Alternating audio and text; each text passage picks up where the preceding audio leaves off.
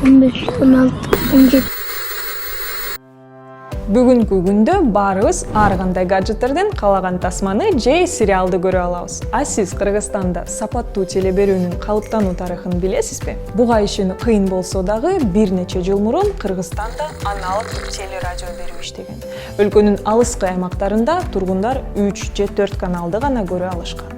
Калктын көпчүлүгү телевидениенин маалыматын эң ишенимдүү булагы деп эсептеген. Санариптик телерадио берүү маалыматтык коопсуздукту камсыздоого жана эң негизгиси Кыргызстандын борбору менен аймактардын ортосундагы маалыматтык ажырымды жоюуга мүмкүнчүлүк берет.